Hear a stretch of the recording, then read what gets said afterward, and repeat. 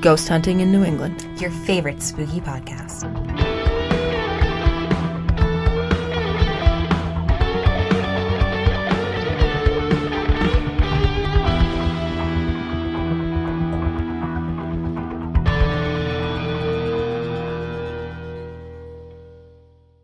Hello and happy Wednesday, and I am so happy to hear that intro theme song by Aaron Schill playing because it has been almost a month since the last time I was here in the studio. Welcome to Ghost Hunting in New England. I'm your host, Amelia, and I am joined today by the lead investigator for the New York State branch of Long Island Paranormal Investigators, Will Fox. Hey, Will, how are ya? I'm doing well. Amelia, how you doing? I am pretty good. So we have had Will on the show a couple times before. This is his first time co-hosting with me, and I'm so excited to have you. First episode of 2020. How was your New Year? It was great. It was ghost-filled and not really, but it was good. Oh, that's great. Yeah, and you had an exciting holiday time. This is your first holiday in the new house, engaged, and that must have been great. Yeah, it was great. It's a very, very crazy time in the household for sure. Yeah, that's awesome. But now here we are in January, and things have kind of slowed down a little bit, and we are going to shake them up, shake all the cold off of everyone right now, because we are talking about something very cool today. And that thing we are talking about today is the Djinn. Yes, and I think, I know this podcast doesn't do demons, but I think this might be the closest you guys will come. I was actually going to say that this is literally the closest we could get without covering demons. So it's a little spookier than what we usually do here. So, if you spook easily, then keep listening and get spooked because you're listening to ghosts anyway. Okay. Okay, so let's just dive right on in. Okay, so let's just jump right on into this. I have a bit of the history and about these Djinn here with me, and then we're going to get into some stories from people. So, according to the Encyclopedia Britannica, a Djinni, plural Djinn, which actually is something I didn't really realize. I feel like I've known a lot about the Djinn, but Djinn is actually the plural, so that refers to like all of them. So the Djinni, which as we have taken it into the Western culture, call them genies, is a supernatural spirit below the level of angels and devils. Djinn are beings of flames or air who are capable of assuming human or animal form and are said to dwell in all conceivable inanimate objects, stones, trees, ruins, underneath the earth, in the air, and in fire. They possess the bodily needs of human beings and can even be killed, but they are free from all physical restraints. Djinn delight in punishing humans for any harm done to them, intentionally or unintentionally, and are said to be responsible for many diseases and all kinds of accidents. However, those human beings knowing the proper magical procedure can exploit the Djinn to their advantage. Belief in Djinn was common in early Arabia, where they were thought to inspire poets and soothsayers, otherwise known as psychics or oracles. Even Muhammad originally feared that his revelations might be the work of Djinn. Their existence was further acknowledged in official Islam, which indicated that they, like human beings, would have to face eventual salvation or damnation. Djinn, especially through their association with magic, have always been favorite figures in North Africa, Egyptian, Syrian, Persian, and Turkish folklore. In India and Indonesia, they have entered local Muslim imaginations by way of the Quranic descriptions and Arabic literature. An article from Vice published in 2018 goes on to say, Djinn, who are a part of Islam but are not worshipped in it, with their free will and obscurity, have too much to teach us about a culture, a people, and their multiple religions to be forgotten. Neither inherently good nor bad, Djinn are amorphous entities, able to take the shape of humans and animals alike. Their role in society, too, has been malleable. Djinn have served as a source of inspiration for both the most esteemed classical Arab poets in the first millennium and Disney in 1992. Both before and after Islam's introduction, which included mentions of the Djinn in the Quran, Djinn have remained an inexplicable entity. The Orthodox scholars say you can't understand Djinn. Arabic literature researcher, oh gosh, I'm going to screw this name up, but I believe it is Sanila Mubayi, tells broadly, still, despite their mysterious nature, there are some things historians, Islamic scholars, and believers of Djinn have come to discern about the spirits. According to Amelia El-Zen in her book, Islam, Arabs, in the Intelligent World of Djinn, pagan Arabs worshipped Djinn long before Islam was introduced in the 7th century. Believing that spirits were masters of certain crafts and elements of nature who had the power to turn plots of land fertile. Djinn are believed to both interact with humans in our reality and lead their own lives in a separate realm. As spiritual entities, the Djinn are considered dual-dimensional with the ability to live and operate in both manifest and invisible domains. Djinn are considered part of the al-Ghahib, or the unseen. As invisible entities with abstract definitions, belief in them manifests differently between communities and individuals. For instance, while some Islamic scholars agree that they are capable of possession, others do not. Still, in both past and present stories, those possessed by Djinn are not hard to find. Exorcisms can involve reciting the Quran over a person or, more rarely, physically beating the Djinn out of them. Yikes. Oh, gosh. Yeah. I know, right? So performed in circles on those thought to be possessed by the Djinn, despite being condemned by mainstream Muslims. People who partake in the latter believe that the pain is not felt by the person who the jinni occupies, but the jinni themselves. And while reading the Quran is a popular exorcism method, Jinn's links to possession predate Islam.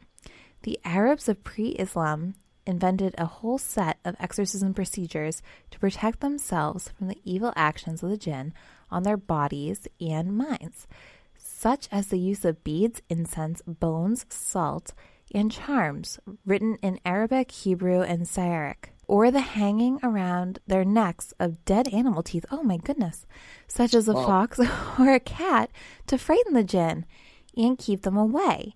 And that is according to El-Zen's book. In Arabic, the word manjan, meaning possessed, mad, or insane, literally means possessed by a genie. So I find that part pretty interesting. I just want to stop for a second there. Yeah. Because I'm not going to lie, as I was driving here, I was just casually listening to Djinn possession tapes on YouTube. And it's scary. Horrific?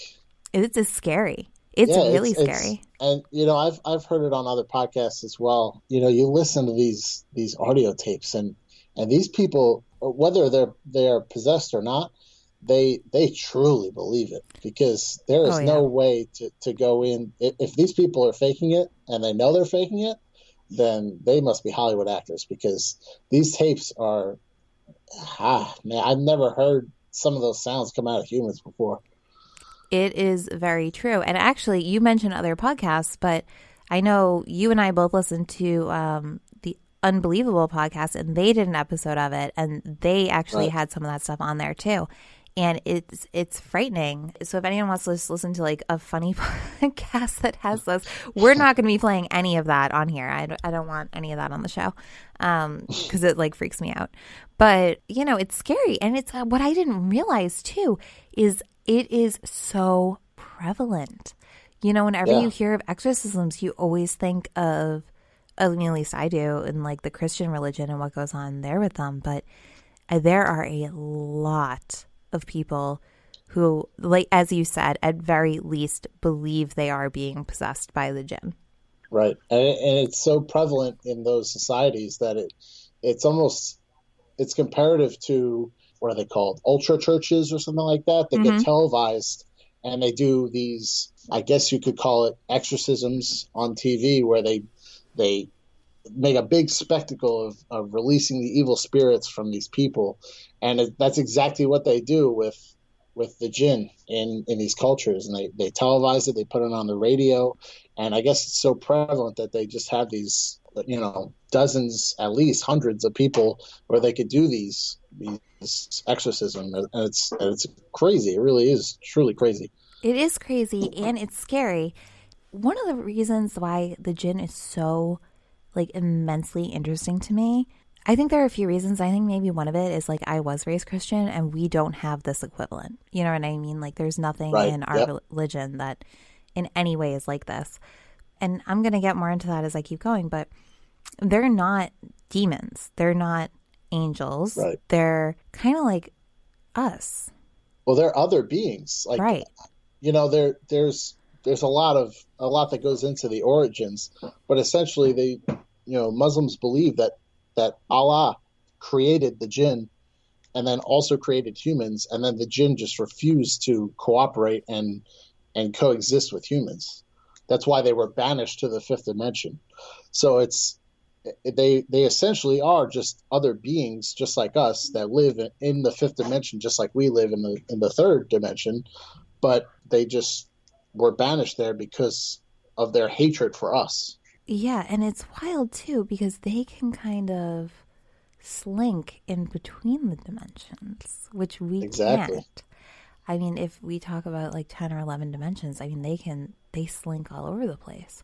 So that's one of the issues with them is how easy it is for them to interact with us and looking like us and acting as us. And I think that's really like a misconception of what we have over here, because when you hear genie, everyone automatically thinks of Aladdin.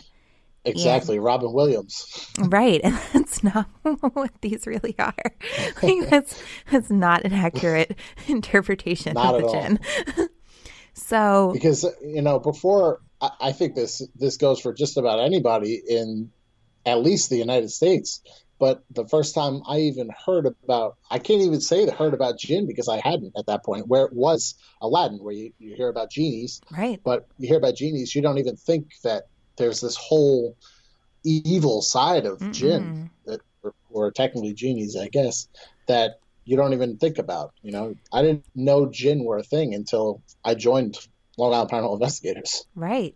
Well, that's it, right? Like you think of like I Dream of Jeannie, and like all my research and everything says that there are good ones, like there are good ones and bad ones. Like they're not inherently bad, they're not inherently good, but you never hear stories about good ones. Yeah, there's a few out there, but they generally don't end well. And that's what I mean. The jinn itself, right? Exactly. The jinn itself might be maybe not evil, but interacting with the jinn never is a good thing. No, you don't want to hang with them. Right. So, which brings me to a little poem I found. So, as we were saying, they can possess us, they can converse with us, but they can also fall in love with us or into bed with us.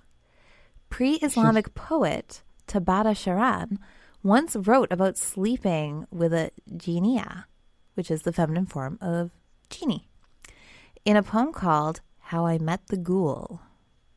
But it's spelled ghoul, and I don't know if this is like a typo or if it's like poetic license, but it's Ghul, so it's not like a typical like ghoul. It's like a ghoul, like almost as if like a girl. You know what I mean? Maybe like a translation type. Oh, yeah, actually, that's a good point. Maybe yeah, it might be that. So I don't know, but it says we're not cultured enough to know. No, not at all. I lay upon her through the night, that in the morning I might see what had come to me. Behold, 2 eyes in a hideous head, like the head of a cat, split-tongued, legs like a deformed fetus, the back of a dog, clothes of haircloth or worn-out skins. And that's the poem. And that poem has, and that is a pre-Islamic poem. So that has survived just hundreds and hundreds of years, that poem. What is that? The tail end of that? It said worn out skins? Worn out skins. That's attractive. I mean, Yikes. Legs like a deformed fetus. I know, it's shocking. So I think that what it is like, I was with her all night and then I woke up in the morning and there was this like creature next to me. Like they shapeshift. That's a big thing with jinn, is that they can shapeshift. They can go in between being humans, being animals, being really scary. It's scary stuff. Yeah, that's crazy. I mean, and on that note of them being able to shapeshift, I mean, there are certain things that they can't shapeshift into. Like I know